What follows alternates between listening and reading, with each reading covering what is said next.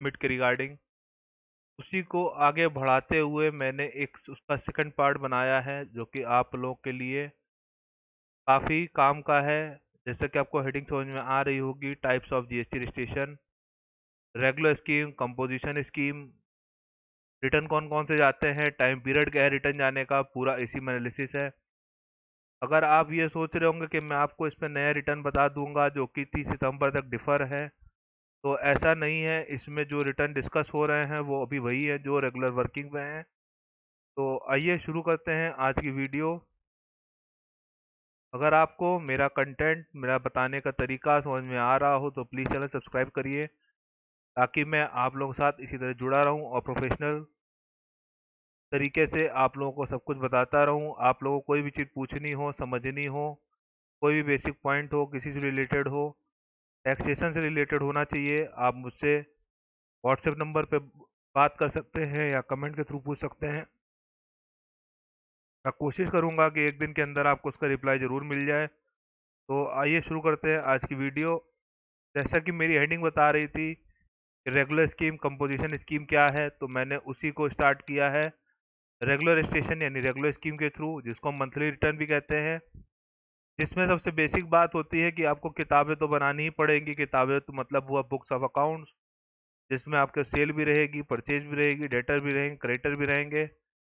और ये regular scheme जो है ये गुड्स और सर्विसेज दोनों के लिए होती है। ये आपके डिस्क्रिप्शन पे है कि आप रेगुलर स्कीम ऑप्ट कर रहे हैं कि कंपोजिशन स्कीम ऑप्ट कर रहे हैं, या आपके ऊपर है। रेगुलर स्कीम जो है वो आपका प्रॉफिट बेस पे होता है। कंपोजिशन स्कीम जो होती है वो आपका टर्नओवर के बेसिस पे होता है। दोनों में आपको टैक्स जमा करना पड़ता है। तो उसी की बात चल रही है कि न्यू रिटर्न, अब जो रिटर्न है वो रेगुलर की हम बात कर रहे हैं। उसी के थर्ड पॉइंट की बात करते हैं, now returns are classified as per turnover. अब टर्नओवर के बेस पे बात कर लेते हैं। रेगुलर कोई भी ले सकता है, कंपोजिशन की भी लिमिट है, वो मैंने आगे डिस्कस कर रखी है। तो स्टार्ट करते हैं रेगुलर के जितने जीएसटी रिटर्न जाते हैं उसके रिगार्डिंग। मैंने यहाँ पे हेडिंग बनाई, type of return and there period in regular registration. सबसे पहला रिटर्न जो है वो जी है जीएसटीआर 3B का। आप लोगों ने नाम तो इसका सुना ही होगा, 3B का। सबसे मेन बात यह है कि कोई भी बंदा हो रेगुलर में, चाहे उसका R1 मंथली जा रहा हो चाहे क्वार्टरली जा रहा हो, लेकिन 3B जो उसका होगा हमेशा मंथली रहेगा। सबसे पहले एक बात तो दिमाग में बिठा लेनी चाहिए कि 3B के जितने भी मतलब जीएसटी के रेगुलर के जितने भी रिटर्न जाते हैं उसमें 3B मस्ट है। और जो 3B है वो मंथली ही जाता है। यानी देखा जाए जीएसटी में एक क्रक्स में, तो मोदी जी की बात सुनी जाए तो उनका ये कहना है कि आप हमको जितना टैक्स जमा करना है वो मंथली बेसिस पे, नेट बेसिस पे जमा करिए। नेट बेसिस पे एम्फेसिस मैं इसलिए दे रहा हूँ, अभी जल्दी में इसमें एक सर्कुलर आया था जिसमें इन्होंने फाइनल किया कि नेट बेसिस पे होना चाहिए, पहले ग्रॉस बेसिस पे चल रहा था। इसलिए मैं इसको यहाँ पे क्लियर कर दिया मैंने कि आपको नेट बेसिस पे जमा करना है और मंथली बेसिस पे जमा करना है। अदरवाइज इसकी पेनल्टी बहुत हैवी है, उसके लिए हम बात कर लेंगे। दूसरी बात आती है कि आईटीसी का एक समराइज व्यू जाता है, टोटल जाता है और टैक्सेस कितने हमको जमा करने हैं। आईटीसी से सेल को सेट ऑफ करने के बाद, यानी कहते हैं टर्नओवर के टैक्स को, आउटपुट टैक्स माइनस आईटीसी की जाएगी। उसके बाद जो टैक्स बचेगा आपको वो जमा करना है, ड्यू डेट के अंदर जमा करना है। तो तीसरा पॉइंट यही है कि net taxes if any has to be paid to 3B। अब बात होती है कि टैक्स जमा कैसे होगा। वो जमा होगा, पेमेंट होगी उसकी, चालान बनेगा। चालान नेट बैंकिंग से या आरटीजीएस मोड से आप जमा करवा सकते हैं। अगला पॉइंट यही है कि चालान has to be made using log in details under payment tab. तो ये चालान का ये भी एक पॉइंट है कि आपका आईडी पासवर्ड होना चाहिए, तभी आप चालान बना सकते हैं। बाहर से एक ऑप्शन है, लेकिन वो उन लोग के लिए है जिसके पास आईडी पासवर्ड नहीं है, वो दूसरा किसी का बनवा रहे हैं। उससे अच्छा कि आप अपना खुद ही जनरेट करिए आईडी पासवर्ड करके। उसके बाद बात कर लेते हैं मेन पॉइंट इसका 3B का, कि पता कैसे चलेगा कितनी आईटीसी मेरी शो कर रही है नहीं कर रही है। तो उसके लिए आपको 2A का रिकन्सिलेशन देखना बहुत ज़रूरी है। बिना 2A के रिकन्सिलेशन के आप आईटीसी की कैलकुलेशन फाइनल नहीं कर सकते। इस समय तो इन्होंने इसको डिफर किया हुआ है कि आप 100% आईटीसी ले सकते हैं, नहीं तो 10% आईटीसी आपकी ब्लॉकेज में चली जाती है अगर 90% शो नहीं कर रही होती तो। उसका भी एक अलग फॉर्मूला है, उस पर भी जब फिर से डिफर हटेगा तब मैं एक वीडियो बना दूंगा कि क्या तरीका है। तो अभी तो लॉकडाउन है इस समय, तो इन्होंने डिफर किया हुआ है। तो ये पॉइंट्स है कुछ 3B के जो आपको बहुत ध्यान से देखने चाहिए थे। आइए शुरू करते हैं उसका अगला रिटर्न, जो कि है GSTR 1 का। ये थोड़ा सा डिटेल फीडिंग होता है, इसमें सेल ट्रांजेक्शन का B2B अलग रिकॉर्ड होता है, B2C अलग होता है। B2B क्या होता है? बिजनेस टू बिजनेस, यानी कि बायर जो है, अगर उसने GSTR नंबर आपको दे दिया है और वो खुद आगे ले जा रहा है लोगों को बेचने के लिए, कोई भी गुड्स हो, कोई भी सर्विसेज हो, तो वो B2B में कवर हो जाएंगी। B2C मतलब हुआ कि आप खुद ही डायरेक्ट एंड टू सेल ले जा रहे हैं कस्टमर तक, ताकि वो खुद उसको कंज्यूम कर लेगा, तो वहाँ पे B2C लगता है। B2B की एक एक बिल फीड होते हैं। B2C की टोटली मंथ की जो क्रेडिट होती है वो चली जाती है, टोटल टर्नओवर जो होता है वो चला जाता है।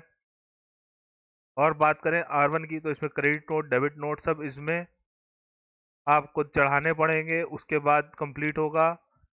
एग्जेम्प्ट आइटम भी हो, नील रेटेड भी हो, अदर नेसेसरी फील्ड्स भी हो, ये आपको जरूर चढ़ानी चाहिए, क्योंकि अब जो है एनुअल रिटर्न में ये सबसे बड़ी प्रॉब्लम आई थी अब की, कि कुछ लोगों ने एग्जेम्प्ट और नील रेटेड नहीं दिखा रखा था, जिसकी वजह से उनको प्रॉब्लम हुई। और जब 9 से जब भरा गया तो उसमें सबसे बड़ी प्रॉब्लम आई कि इसको कैसे डिपिक्ट किया जाए, उसका करेक्शन करना पड़ा।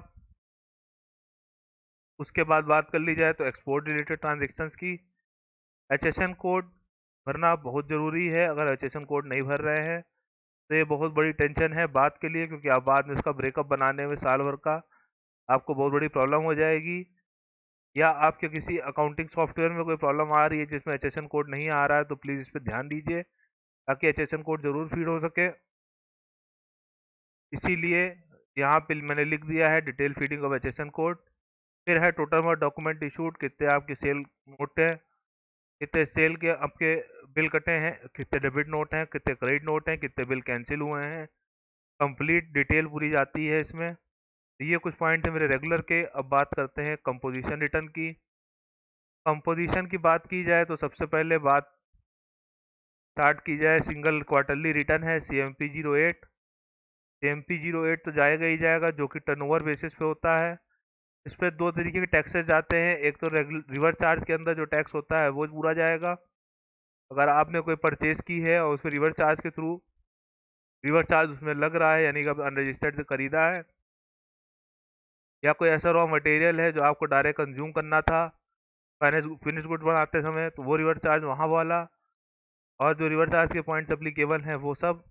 कंपोजिशन में दो चीज़ों का टैक्स जमा होता है, एक टर्नओवर बेसिस पे और एक रिवर्स चार्ज बेसिस पे। अगर कोई अमाउंट रह गया तो वो जमा होगा।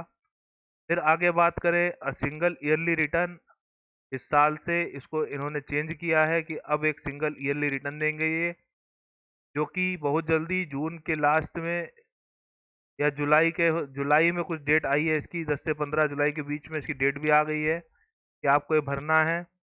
उसी के अकॉर्डिंग आपको चलना है, कि अब ये ना सोचिए कि आपने अगर कोई लेट फीस पेंडिंग है, आपको लग रहा है कि फीस नहीं लग रही है, तो ये आपके दिमाग से हट जाना चाहिए। क्योंकि सिंपल तरीका इसका यही है कि बाद में इकट्ठे पे ये टोटल करेंगे और आपके जितना पेंडिंग लेट फीस होगी वो ले लेंगे। इसमें भी रिकंसिलेशन पॉसिबल है, जैसे रेगुलर स्कीम में 2S हम रिकंसाइल करते हैं, इसमें 4A से रिकंसाइल होता है। तो एटलीस्ट परचेज को तो रिकंसाइल करके रख ही लीजिए, ताकि कोई गलत परचेज आपके पोर्टल पे ना दिखा दे। अगर कोई गलत परचेज आपको दिखती है तो आप उसका रिकंसिलेशन जरूर करवाइए। GST के पोर्टल पे ग्रीवियंस का ऑप्शन आ गया है, कंप्लेन का ऑप्शन आ गया है, आप दोनों ऑप्शन का यूज़ कर सकते हैं और उसी के थ्रू इस बात को ख़त्म कर सकते हैं। अब बात कर लेते हैं कंपोजिशन के रेट की। गुड्स में कंपोजिशन में 1% का रेट है, यानी कि CGST 0.5%, SGST 0.5%। रेस्टोरेंट बिजनेस जो है उसमें 5% है, लेकिन यहाँ पे क्लियर कर दूँ, रेस्टोरेंट बिजनेस जहाँ पे अल्कोहल का यूज़ नहीं होता है वहीं पे 5% है। अदर प्रोफेशनल सर्विसेज जितनी है वहाँ पे 6% है। अगर उनका टर्नओवर जो है वो 50 लाख के नीचे है तो वो एक स्कीम का फ़ायदा उठा सकते हैं, जिसमें 6% ही इनको टैक्स देना पड़ेगा। अदरवाइज यहाँ पे 18% इनके ऊपर एप्लीकेबल हो जाता है रेगुलर स्कीम में, और वहाँ पे ITC मिलती है। यहाँ पे ये तीनों रेट है, यहाँ ITC से कोई मतलब नहीं है, क्योंकि ये बार बार मैं कह रहा हूँ कि इसमें जो टर्नओवर है, टर्नओवर बेस है, ये टर्नओवर के हिसाब से चलेगा, तो इसमें ITC से कोई मतलब नहीं है।